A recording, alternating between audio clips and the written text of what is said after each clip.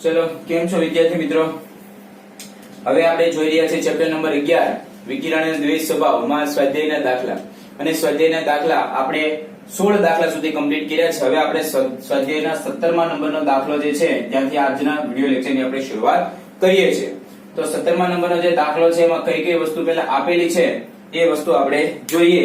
તો 17મા નંબરના દાખલાની અંદર એક ન્યુટ્રોન કે જેની ગતિ ઊર્જા માટે ન્યુટ્રોનની કેટલી ગતિ ઊર્જા માટે તેની સાથે સંકળાયેલ ડી બ્રોગલી તરંગ લંબાઈ 1.40 × 10 મીટર હોય।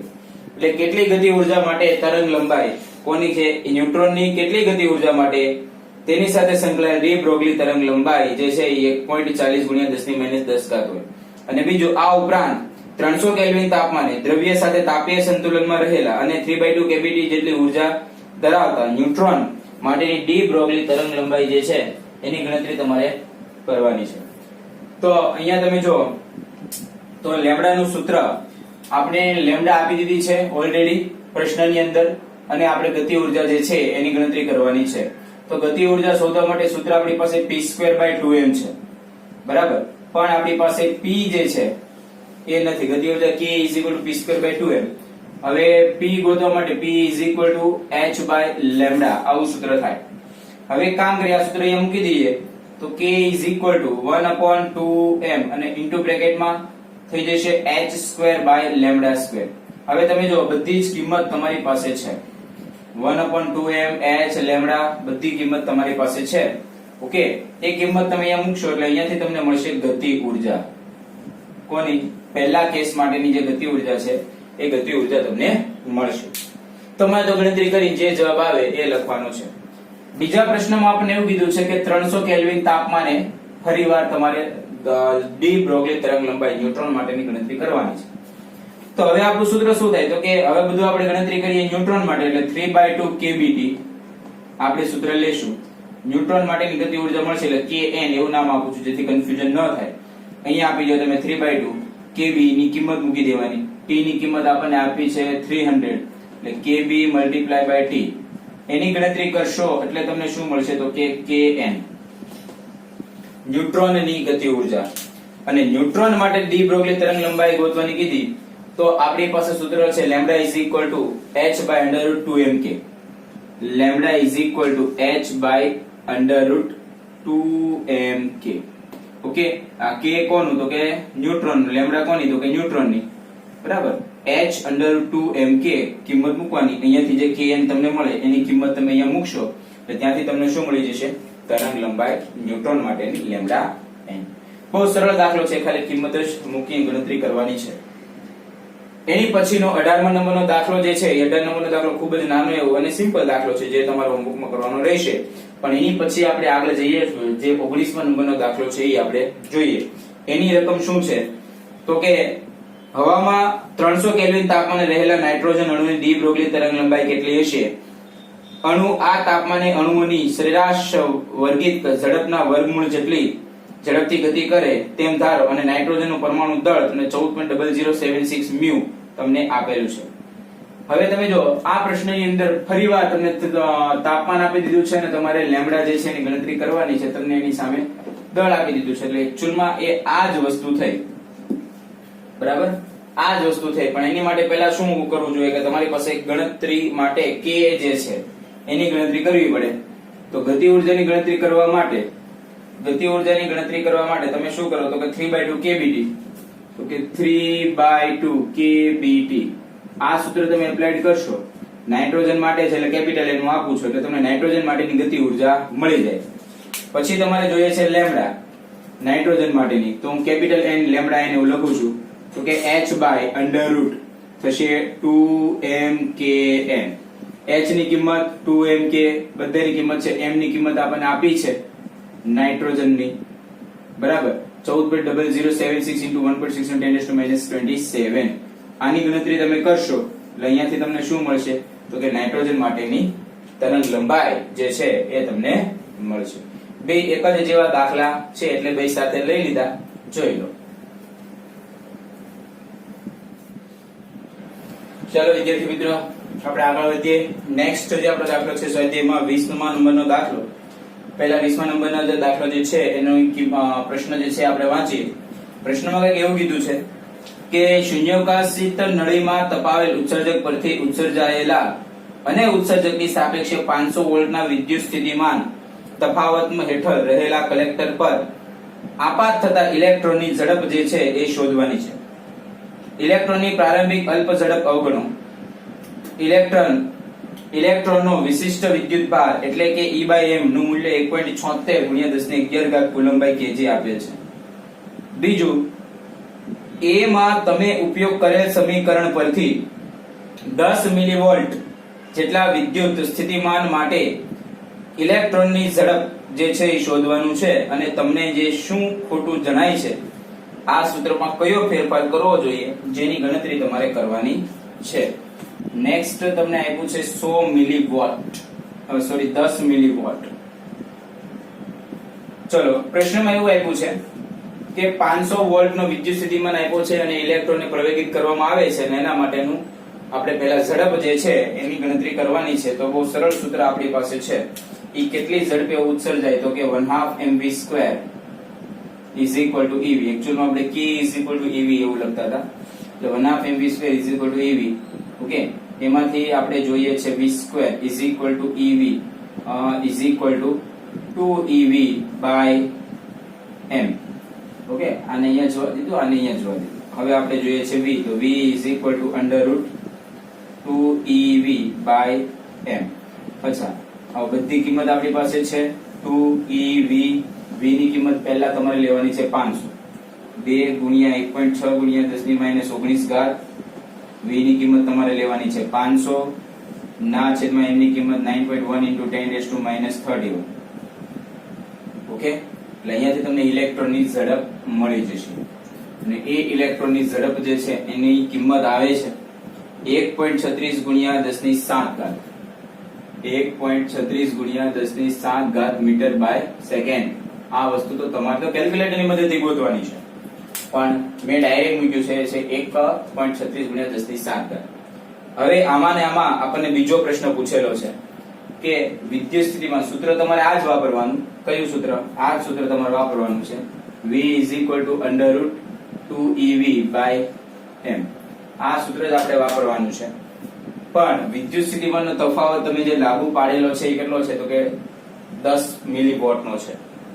અને ફરીવાર એ જ સૂત્ર આપણે વાપરી અને ગણતરી કરીએ ઝડપની તો v બરાબર આ થઈ જશે 2 ગુણ્યા 1.6 ગુણ્યા 10⁻19.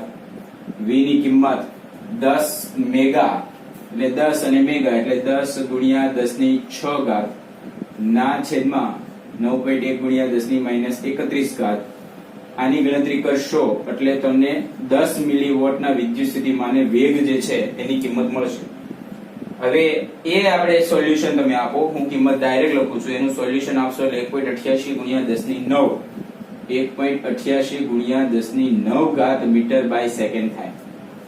હવે આ જે તારણ છે પ્રશ્નમાં એવું પૂછ્યું છે તમને શું ખોટું જણાય છે એ કયો.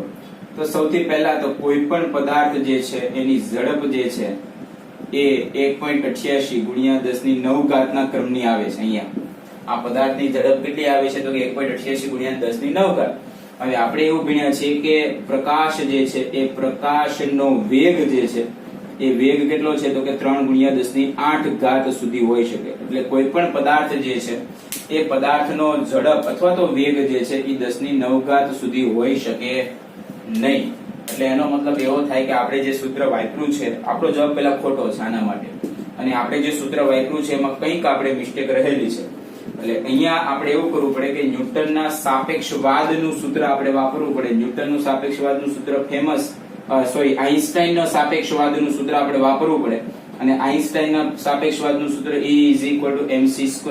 સિમ્પલ આપણી પાસે સૂત્ર છે. પછી n ની કિંમત જો તમને યાદ હોય તો આપણે લખ્યું તો m0 * v²/c². એવું આપણે m ની કિંમત મૂકી દઈએ. એટલે આપણે આ સૂત્ર મૂકી અને ગણતરી કરવી પડે, પણ જેની ગણતરી આપણે જરૂરી નથી, કારણ કે ડાયરેક્ટ આપણે શું ખોટું છે એ જ આપણે જણાવવાનું છે સૂત્રની અંદર. તો ભાઈ આટલો ઝડપ હોઈ ન શકે, અને જો એનું હોય તો તમારે આઈન્સ્ટાઈનના સાપેક્ષવાદ વાળું સૂત્ર લેવું પડે અને એ સૂત્ર ઉપરથી ગણતરી કરવાની થાય, પણ એની ગણતરી કરવાની આપણે કોઈ જરૂર રહેતી નથી. ઓકે, જોઈ. ચાલો વિદ્યાર્થી મિત્રો, 20મા નંબરનો દાખલો કમ્પ્લીટ થઈ ગયા પછી આપણે આગળ વધીએ છીએ સ્વાધ્યાયની અંદર 21મા નંબરનો દાખલો. તો 21મા નંબરના દાખલાની પહેલા આપણે કિંમત વાંચીએ તો પ્રશ્નમાં કંઈક આવું આપેલું છે તો કે એક જ સમાન દ્રવ્ય એક જ સમાન ઉર્જા ધરાવતું એક ઇલેક્ટ્રોન બીમ ઇલેક્ટ્રોનની ઝડપ 5.20 ગુણ્યા 10⁶ મીટર બાય સેકન્ડ છે અને બીમના વેગને લંબ 1.30 ગુણ્યા 10⁻⁴ ટેસ્લા જેટલું ચુંબકીય ક્ષેત્ર પ્રસ્થાપિત કરવામાં આવ્યું છે. તો રચાતા વર્તુળ ચુંબકીય ક્ષેત્ર પ્રસ્થાપિત થતા બીજા દ્વારા રચાતું વર્તુળ માર્ગની ત્રિજ્યા જે છે એ તમારે ગોતવાની છે. એટલે કે કેટલી ત્રિજ્યાથી પરિભ્રમણ કરે છે એ તમારે ગોતવાનું છે. બીજું તો કે 20 મેગા ઇલેક્ટ્રોન વોલ્ટ ના ઇલેક્ટ્રિક બીમના પથની ત્રિજ્યા જે છે એ શોધવા માટે ઉપરનો સમીકરણ જે છે એનો ઉપયોગ ઉપયોગમાં લીધેલ સમીકરણનો ઉપયોગ કરી શકાય? જો ના તો તેમાં શું ફેરફાર જે છે એ કરી શકાય? તો હવે તમે અહીંયા જો તો પ્રશ્નની અંદર તમને વેગ આપ્યો છે, ચુંબકીય ક્ષેત્ર આપ્યું છે, E/m ની કિંમત આપ્યું છે, થીટા આપ્યું છે. એટલે અહીંયાથી આપણે એવું સૂત્ર લખી શકીએ કે ક્ષેત્ર દ્વારા લાગતું બળ EVB sin θ આપણે ભણી ચૂક્યા છીએ ઇઝ ઇક્વલ ટુ પુનઃસ્થાપક બળ એટલે કે mv²/r. F is equal two EVB sin θ. બરાબર, વર્તુળાકાર કક્ષામાં પરિભ્રમણ કરે છે એટલે ચુંબકીય ક્ષેત્ર અને F એટલે કે પુનઃસ્થાપક બળ mv²/r. હવે એક કામ કરીએ, અહીંયાથી VV જે છે એ કટ થાય છે, એક એક V આપણે કટ કરી દઈએ. બરાબર, એટલે આપણું સૂત્ર EB sin θ, હવે sin 90 છે, sin 90 એટલે થશે 1 એટલે EB is equal to m/r mv/r એવું સમીકરણ આપણું થશે mv/r. એમાંથી r ને તમે સૂત્રનો કરતા બનાવો એટલે r is equal to mv/eb જે છે એ આપણું સમીકરણ થશે. હવે mv અને eb તો m/e ની કિંમત આપણને પ્રશ્નમાં આપેલી જ છે. m/e ની કિંમત કેટલી છે તો કે r is equal to 1.76 ગુણ્યા 10⁻11 ગુણ્યા v/b. v ની કિંમત 5.20 ગુણ્યા 10⁶ ના છેદમાં b ની કિંમત તો કે 1.30 ગુણ્યા 10⁻⁴ ટેસ્લા. આની ગણતરી કરશો એટલે 0.227 મીટરની અંદર તમને મળશે. બરાબર, 0.227 મીટર જેવું તમને મળશે. બીજું પ્રશ્ન આપણને એવું કીધું છે કે જો તમારી પાસે 20 મેગા ઇલેક્ટ્રોનના ઇલેક્ટ્રિક બીમના પથની ત્રિજ્યા શોધવા માટે આ સૂત્રનો ઉપયોગ કરી શકો. તો આ સૂત્રનો ઉપયોગ આપણે 20 મેગા ઇલેક્ટ્રોન વોલ્ટ એટલે મેગા તમને આપ્યું છે એટલે 20 ગુણ્યા 10⁶ એમની ગુણ્યા 1.6 ગુણ્યા 10⁻19 એટલે v ની કિંમત જે છે આની પહેલાના દાખલામાં 20મા નંબરના આપણે દાખલામાં જોયું તો v ની કિંમત પોટેન્શિયલ જે શું થાય છે વધી જાય છે. પોટેન્શિયલ વધી જાય છે એટલે જે ત્રિજ્યા જે છે એ પણ શું થાય વધી જાય છે. એટલે ખરેખર આ સૂત્રની મદદથી આપણે 20 મેગાવોલ્ટ ઇલેક્ટ્રોન વિદ્યુત સ્થિતિમાન પ્રસ્થાપિત કર્યું હોય અને કોઈ ત્રિજ્યા ગોતવાની કે તો આપણે ત્રિજ્યા ગોતી શકીએ નહીં, કારણ કે સ્થિતિમાન ખૂબ જ મોટું થઈ ગયું છે. સ્થિતિમાન ખૂબ જ મોટું થઈ જાય તો એની ઝડપ જે છે એ પ્રકાશના ઝડપ જેટલી થઈ જાય જે વાસ્તવમાં શક્ય નથી. એટલે આપણે શું કરવું પડે કે આ સ્ટેટમેન્ટ જ લખી દેવાનું કે આ સૂત્રની મદદથી 20 મેગા ઇલેક્ટ્રોન વોલ્ટ વાળા વિદ્યુત સ્થિતિમાનની મદદથી ત્રિજ્યા ગોતવાની ઇલેક્ટ્રોનના પથની ત્રિજ્યા ગોતવાની થાય તો આપણે ગોતી શકીએ નહીં. અને જો તમારે ખરેખર ગોતવું હોય તો આપણે આઈન્સ્ટાઈનનું જે સૂત્ર છે સાપેક્ષવાદનું E = mc² ને m ની કિંમત મૂકી અને ગણતરી કરવાની થાય તો આપણે એ રીતના ગોતી શકીએ છીએ. પણ જેની ગણતરી આપણે છે નહીં, ખાલી આનું સ્ટેટમેન્ટ તમારે આપી દેવાનું એટલે તમારું કામ થઈ જાય. ઓકે, જોઈ લો. ચલો વિદ્યાર્થી મિત્રો, આપણે આગળ વધીએ. સ્વાધ્યાય અંદર 22મા નંબરનો દાખલો. તો 22મા નંબરના દાખલામાં પ્રશ્ન પહેલા જોઈએ તો કે 100 વોલ્ટ જેટલો કલેક્ટર વોલ્ટેજ ધરાવતી એક ઇલેક્ટ્રોન ગન નીચા દબાણે રહેલા હાઇડ્રોજન વાયુ ભરેલા ગોળાકાર બલ્બમાં ઇલેક્ટ્રોન છોડે છે. 2.83 × 10⁻⁴ ટેસ્લા જેટલું ચુંબકીય ક્ષેત્ર ઇલેક્ટ્રોનના માર્ગને 12 સેન્ટીમીટર ત્રિજ્યાની વર્તુળાકાર કક્ષામાં વાળે છે. આ માર્ગ એટલા માટે જોઈ શકાય છે કે માર્ગમાં આવતા વાયુઓના આયનો ઇલેક્ટ્રોનને આકર્ષીને બિંબને કેન્દ્રિત કરે છે તથા ઇલેક્ટ્રોન પ્રાપ્ત કરીને પ્રકાશ ઉર્જાનું ઉત્સર્જન કરે છે. તો આ રીતને ફાઇન બીમ ટ્યુબ પદ્ધતિ તરીકે ઓળખવામાં આવે છે. તો આપેલ માહિતી પરથી તમારે E/m જે છે એની ગણતરી તમારે કરવાની છે.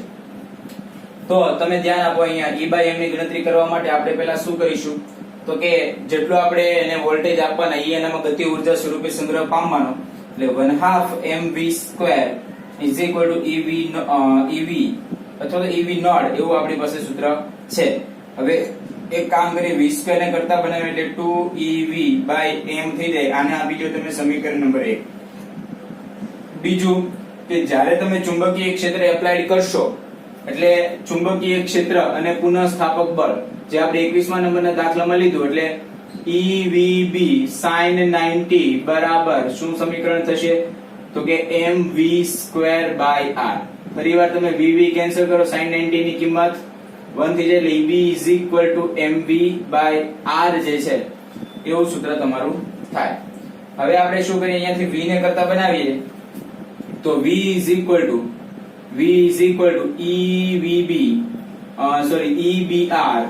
EBR ના છેદમાં m આવું સમીકરણ તમારું થાય. આને આપો 2 નંબરનું સમીકરણ. આ સમીકરણની કિંમત તમે અહીંયા મૂકો, એટલે કે સમીકરણ 2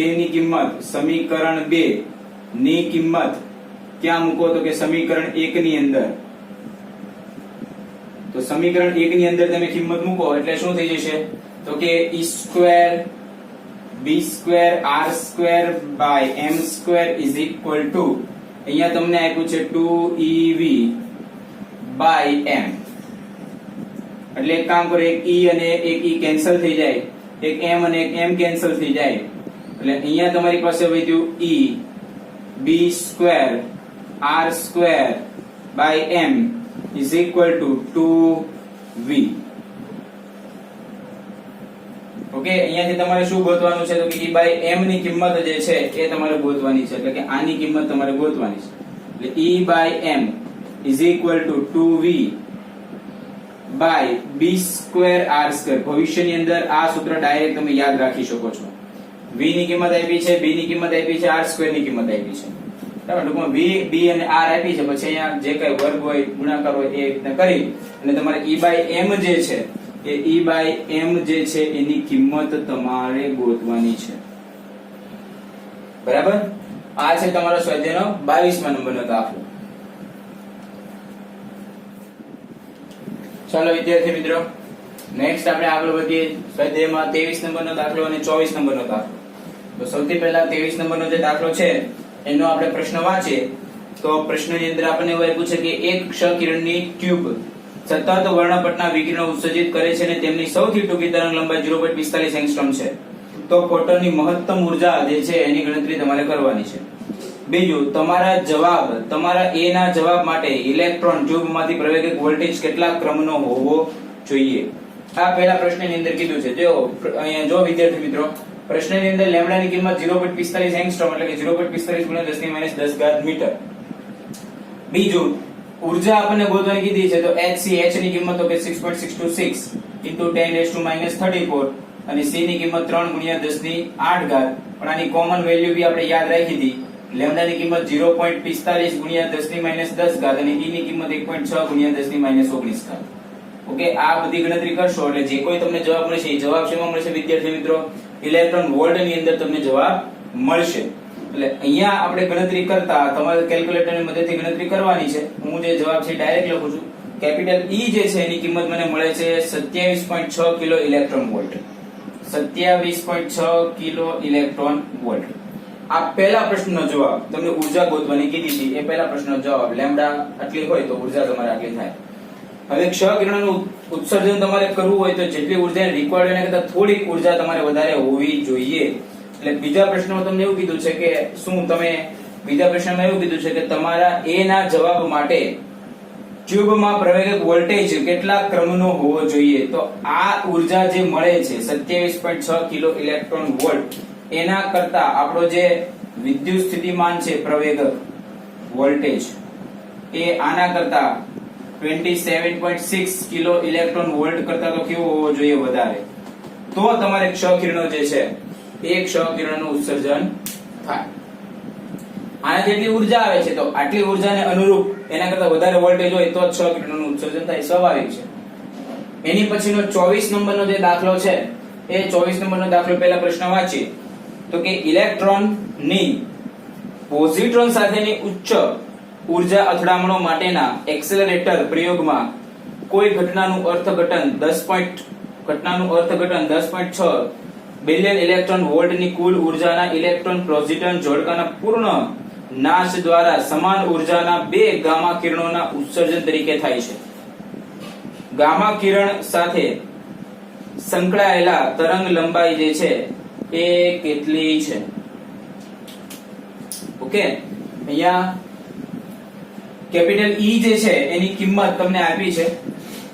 અહીંયા ગીગા હોવું જોઈએ. ગીગા માટે 10 ની 9 થાય. ગીગા ઇલેક્ટ્રોન વોલ્ટ આ તમારે ચેક કરવું બુક ની અંદર, ટેક્સ્ટ બુક ની અંદર શું છે. ઓકે, તો ઉર્જા તમને આપી દીધી છે 10.2 ગીગા ઇલેક્ટ્રોન વોલ્ટ બંને ગામા કિરણની ઉર્જા. એટલે કુલ ઉર્જા તમારે આટલી ગણતરી કરશો એટલે આ તમને કુલ ઉર્જા મળે. કેટલી? તો કે 10.2 ગુણ્યા 10 ની 9 ગુણ્યા 1.6 ગુણ્યા 10 ની -19 ઘાત. એટલે આટલી તમને ઉર્જા મળે આ બંને ગામા કિરણોની. હવે એક ની જોતી હોય તો આપણે એને ઈ ડેશ નામ આપીએ. એક ગામા કિરણ ની ઉર્જા, તો એના માટે શું કરો તો e dash is equal to e by 2 કરી દો તમે. ઓકે, હવે e dash is equal to e by 2 એટલે આ જે કોઈ સમીકરણ છે 10.2 ગુણ્યા 10.2 ગુણ્યા 10 ની 9 ઘાત ગુણ્યા 1.6 ગુણ્યા 10 ની -19 ઘાત ના ભાગ્યા 2 એટલે તમને ઈ ડેશ મળી જાય. હવે તમારે શું ગોતવાનું છે? તો કે ત્યાંથી તમારે ગોતવાનું છે તરંગ લંબાઈ. તો ઉર્જા જે છે એનું સૂત્ર ઈ dash is equal to hc by lambda. lambda ને કરતા બનાવો તો lambda is equal to hc by e dash. hc ની કિંમત તમારી પાસે છે, e dash ની કિંમત તમને અહીંયા મળી ગઈ છે એટલે તમારે એનો બી જવાબ મળી જાય. ઓકે, 23 અને 24 નંબરનો દાખલો. ચલો વિદ્યાર્થી મિત્રો, આગળ વધીએ 25મા નંબરનો દાખલો. અને ખૂબ જ અગત્યનો કહી શકાય, પરીક્ષામાં પૂછાઈ શકે એવો દાખલો 25મા નંબરનો. પહેલા આપણે પ્રશ્ન જે છે એ આપણે વાંચીએ. તો પ્રશ્નની અંદર કંઈક એવું આપ્યું છે કે નીચે બે સંખ્યાઓની અંદાજ મેળવવા રસપ્રદ રહેશે. પહેલી સંખ્યા તમને એ કહેશે કે શા માટે રેડિયો એન્જિનિયરોએ ફોટોન વિશે બહુ ચિંતા કરવાની જરૂર નથી. બીજી સંખ્યા એ કહે છે કે ભલેને માંડ પારખી શકાય તેવો પ્રકાશ હોય તો પણ શા માટે આપણી આંખ ક્યારેય ફોટોનની ગણતરી કરી શકતી નથી. 500 મીટર તરંગ લંબાઈના રેડિયોએક્ટિવ તરંગો ઉત્સર્જિત કરતા 10 કિલોવોટના પાવરના મીડિયમ વેવ ટ્રાન્સમીટરમાંથી 1 સેકન્ડ દીઠ ઉત્સર્જાતા ફોટોનની સંખ્યા. અને બીજું, સફેદ પ્રકાશની ન્યૂનતમ તીવ્રતા કે જેનો મનુષ્ય અહેસાસ કરી શકે 10 ની -10 ઘાત વોટ બાય મીટર સ્ક્વેર, તેને અનુરૂપ આપણી આંખની કીકીમાં દર સેકન્ડે દાખલ થતા ફોટોનની સંખ્યા. આંખની કીકીનું ક્ષેત્રફળ 0.4 સેન્ટીમીટર સ્ક્વેર લો અને સફેદ પ્રકાશની સરેરાશ તીવ્રતા જે છે એ તમારે ગણતરી કરવાની છે. એ તમને આવ્યું છે 6 × 1014 ઘાત હર્ટ્ઝ. હવે જો વિદ્યાર્થી મિત્રો, બે અલગ અલગ પ્રશ્ન આપ્યા છે, બંનેની ગણતરી અલગ અલગ છે એટલે સેક્શન પાડી દીધા છે એ અને બી. પહેલા સેક્શનમાં તમને પાવર આપ્યો છે, લેમ્બડા આપ્યું છે અને તમને n જે છે એની ગણતરી કરવાનું કીધું છે. તો પાવર તમને કેટલો આપ્યો છે તો કે 10 ની 4 ઘાત, બરાબર. એટલે આ જે છે એ તમારી કુલ ઉર્જા જે છે ઈ થઈ. શું થઈ? કુલ ઉર્જા, બરાબર. એકમ ઇલેક્ટ્રોન એકમ ફોટોન માટે ગણવી હોય તો E is equal to hc by lambda જે છે એ થશે. hc ની કિંમત 19.90 ગુણ્યા 10 ની -26 ઘાત અને લેમ્બડા જે છે એની કિંમત 500 મીટર. ઓકે, એટલે આની ગણતરી કરશો એટલે તમને E મળશે એક ફોટોનની ઉર્જા અને એની કિંમત હું લખું છું ડાયરેક્ટ 0.0396 ઓકે ઇન્ટુ 10⁻⁻26 જૂલ જેવી કઈક ઉર્જા તમને મળશે. આ કુલ ઉર્જા થઈ. હવે તમારે શું જોઈએ છે? ફોટોનની સંખ્યા. તો જો તમારે ફોટોનની સંખ્યા જોતી હોય તો ફોટોનની સંખ્યા બરાબર કુલ ઉર્જા ના છેદમાં એકમ ફોટોન દીઠ ઉર્જા. એકમ ફોટોનની ઉર્જા એવી રીતે લખું છું, એકમ ફોટોનની ઉર્જા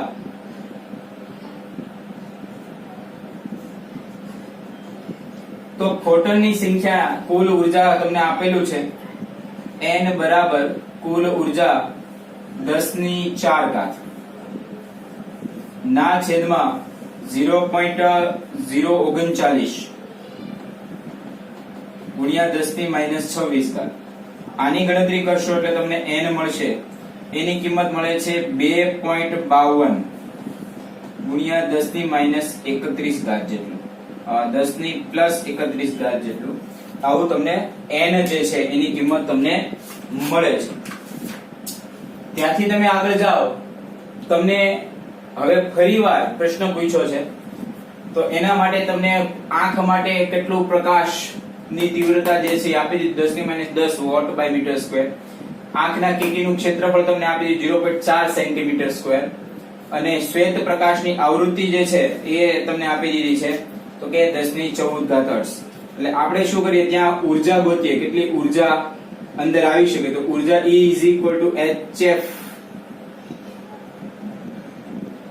HF આપણે લઈએ. H ની કિંમત F આપી દીધું, H ની કિંમત 6.626 into 10⁻34 અને આ 6 ગુણ્યા 10 ની 14. અહીંયાથી તમને E જે છે એની કિંમત મળશે. ઓકે, તમારે ગણતરી કરવાની છે. મને E ની કિંમત જે મળી રહી છે 3.96 ગુણ્યા 10 ની -19 ઘાત જેટલી મળે છે. તો કે 3.96 ગુણ્યા 10 ની -19 ઘાત જૂલ. આટલી મને કેપિટલ E જે છે એની કિંમત મળે છે. હવે મારે શું કરવું છે તો કે ફોટોનની સંખ્યા જે છે એની ગણતરી કરવી છે. આટલી જે છે એ એક ફોટોનની ઊર્જા છે. કુલ ઊર્જા તમને આપી દીધી છે એટલે આપણે એક કામ કરીએ તો કે n ગુણ્યા 3.96 ગુણ્યા 10 ની -19 કરું બરાબર 10 ની -10 ઓલરેડી મને આપ્યું છે. એટલે n બરાબર 10 ની -10 ના છેદમાં 3.96 ગુણ્યા 10 ની -19 ઘાત કરીશ એટલે મને ફરીવાર n ની કિંમત મળશે. ઓકે, અને હવે એકમ સમયમાં આપાત થતી સંખ્યાની ગણતરી તમારે કરવી હોય તો એ સંખ્યા કઈ રીતે મળશે તો કે આ n જે તમને મળ્યું છે બરાબર, n ગુણ્યા ક્ષેત્રફળ તો કે 0.4 ગુણ્યા 10 ની -4 ઘાત બરાબર. આટલી ગણતરી કરશો એટલે એકમ સમયમાં જે કોઈ સંખ્યા આપાત થાય એ તમને સંખ્યા મળશે. આ તમારે ગણતરી કરવાની 10 ની -10 ભાગ્યા 3.96 ગુણ્યા 10 ની -19 ઘાત. ઈ કિંમત તમારે અહીંયા મૂકવાની અને ક્ષેત્રફળ કેટલું છે તો કે 0.4 ગુણ્યા 10 ની -4 ઘાત. એટલે આપણને કુલ સંખ્યા કેટલી અથડાશે એ આપણને મળશે. ઓકે, જોઈ.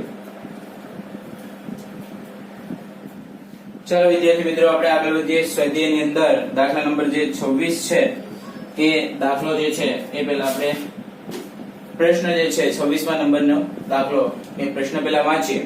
26 અને 27 બંને દાખલા જે છે એક જ સાથે કરી શકાય એવા છે એટલે બંનેને આપણે સાથે લીધા છે. તો 26મા નંબરના દાખલામાં શું આપ્યું છે એ આપણે જોઈએ તો કે 100 વોટના મર્ક્યુરી બલ્બમાંથી નીકળતો 2271 એંગસ્ટ્રોમ તરંગ લંબાઈ નો અલ્ટ્રાવાયોલેટ પ્રકાશ મોલિબ્ડેનમ ધાતુમાંથી બનેલા ફોટોસેલને પ્રકાશિત કરે છે. જો સ્ટોપિંગ પોટેન્શિયલ -1.3 વોલ્ટ હોય તો ધાતુનું કાર્ય વિધેય જે છે એ શોધવાનું છે. આ ફોટોસેલ HEની લેસરમાંથી ઉત્સર્જાયેલ 6328 એંગસ્ટ્રોમની ઊંચી તીવ્રતા ધરાવતા લાલ પ્રકાશ પ્રત્યે કેવો પ્રતિભાવ આપશે. ટૂંકમાં ફરીવાર તમારી આવૃત્તિ જે છે એની ગણતરી કરવાની. તો અહીંયા પ્રશ્ન તમે જો લેમ્ડા તમને આપી દીધું છે, v નોટ આપી, phi નોટ જે છે એની ગણતરી તમારે કરવાની છે. તો આપણી પાસે સૂત્ર છે EV nought HF minus phi nought આપણું સમીકરણ છે. હવે phi નોટ ને તમે સૂત્રનો કરતા બનાવો તો phi nought HF minus EV nought આવું સૂત્ર થાય. phi નોટ HF, F જે છે તો HC by લેમ્ડા થશે કારણ કે લેમ્ડા પ્રશ્નની અંદર આપણને આપી છે. Minus EV nought okay. V nought ની કિંમત 1.3 આપી છે, HC ની કિંમત, લેમ્ડા ની કિંમત તમારી પાસે છે. અત્યારે આપણે બધી ગણતરી આ કરીએ છીએ એટલે ત્યાંથી તમને phi નોટ જે છે એની કિંમત મળી જાય. એ phi નોટ ની કિંમત તમને મળે છે 6.64 ગુણ્યા 10 ની -19 6.64 ગુણ્યા 10 ની -19 ઘાત જૂલ. હવે તમારે શું કરવાનું છે તો તમારે ફ્રીક્વન્સી એટલે કે આવૃત્તિ ગોતવાની છે. તો આપણી પાસે સૂત્ર છે phi નોટ HF નોટ. તેથી F નોટ ને જો કરતા બનાવો તો phi નોટ by H થાય.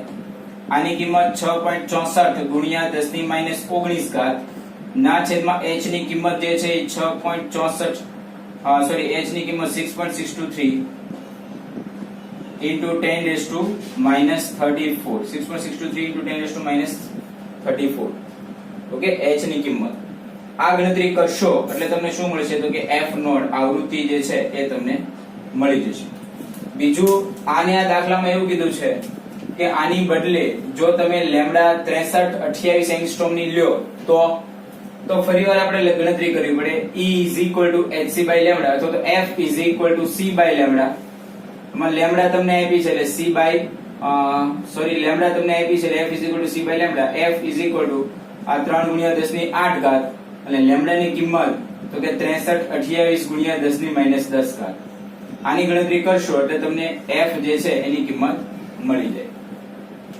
ઓકે આના જેવો જ પ્રશ્ન જે છે એ 27મા નંબરનો દાખલો એની રકમ જે છે એ આપણે પહેલા વાંચીએ તો કે સીઝિયમ નું પ્રકાશ સંવેદી દ્રવ્ય લગાડેલા ટંગસ્ટન નિયોન બલ્બમાંથી આવતા 640.2 નેનોમીટર તરંગ લંબાઈનો એક રંગી પ્રકાશ વડે પ્રકાશિત થાય છે તો સ્ટોપિંગ પોટેન્શિયલ 0.54 માપેલ છે પ્રકાશના ઉદ્ગમની જગ્યાએ આયન ઉદ્ગમ મૂકવામાં આવે છે જેની 427.2 નેનોમીટર તરંગ લંબાઈનો વર્ણપટ રેખા આ ફોટોસેલને પ્રકાશિત કરે છે તો નવું સ્ટોપિંગ પોટેન્શિયલ જે છે એની ગણતરી તમારે કરવાની છે પહેલા વર્ક ફંક્શનની ગણતરી કરવાની છે અને પછી સ્ટોપિંગ પોટેન્શિયલની તો આ જ સૂત્ર આપણે ફરીવાર વાપરશું તો કે direct phi node is equal to hf minus ev node તો phi node is equal to hf hc by lambda જ કરી દઈએ hc by lambda minus ev node આ સૂત્રની અંદર કિંમત મૂકવાની hc lambda બધી જ વસ્તુ આપણી પાસે છે એટલે અહીંયાથી આપણને મળી જાય phi node ઓકે તમારે તો ગણતરી કિંમત મૂકીને કરવાની છે એટલે મને મળશે 1.39 ઇલેક્ટ્રોન વોલ્ટમાં જો આની આ વસ્તુ તમારે જૂલમાં જોતી હોય તો મળે છે 2.22 ગુણ્યા 10 ની -19 ઘાત જૂલ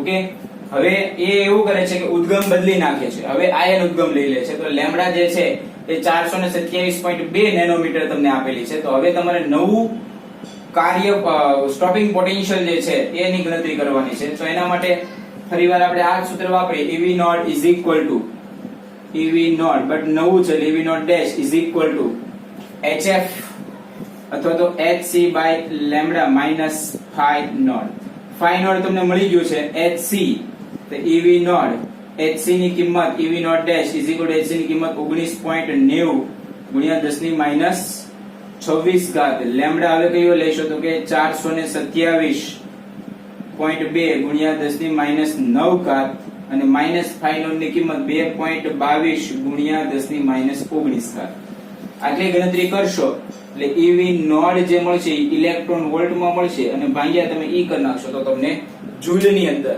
તમને નવું પોટેન્શિયલ મળશે સ્ટોપિંગ પોટેન્શિયલ મળશે ઓકે બંને દાખલા એક જ જેવા છે એટલે બંને સાથે લઈ લીધા છે જોઈ લો